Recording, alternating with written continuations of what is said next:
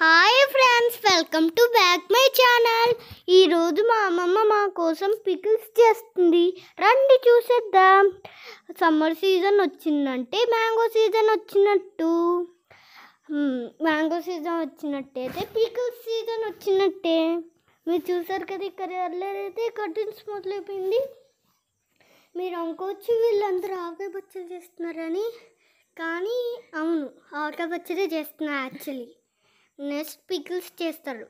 ఇదిగో పికిల్స్ ఆవకాయ పచ్చడి చేస్తారన్నమాట. అది పికిల్స్కి ఆవకాయకి తేడా ఉంటే ఈ కట్ చేయడం చాలా ప్రాసెస్సే ఫ్రెండ్స్. ఎందుకంటే ఇది కట్ చేయడం ఎంత కష్టం అంటే ఎంత కష్టమో అంతే డేంజరస్. ఇది ఎంత బాగుంటుందో ఈ పికిల్స్ అంతే డేంజర్ కట్ చేయడానికి కూడా.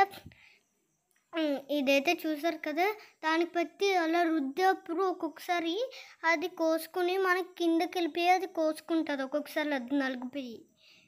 అందుకని మీరు కూడా చేసేప్పుడు జాగ్రత్తగా ఉండండి. నేను చేసుకోమన్నాను కదా ఒకసారి, అందుకని మీరు చేసుకోవడం మరి అంతలా చేయొద్దు, ఓకే.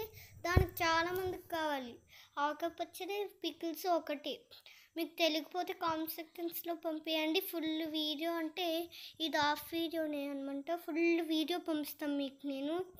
అంటే అంత త్వరగా ఏం కాదు, ఇది పార్ట్ 1 అనమాట. పార్ట్ 2 పంపిస్తాం తర్వాత. ఇదిగో చూసారు కదా, పికిల్స్ అయితే అయిపోయాయా లేదు, ఎంత కారం వేస్తున్నారో చూసారు కదా మీరు కూడా. మీరు కావాలితే కారం కూడా తక్కువ వేసుకోవచ్చు. అంత కారం వేస్తే బాగుంటుంది.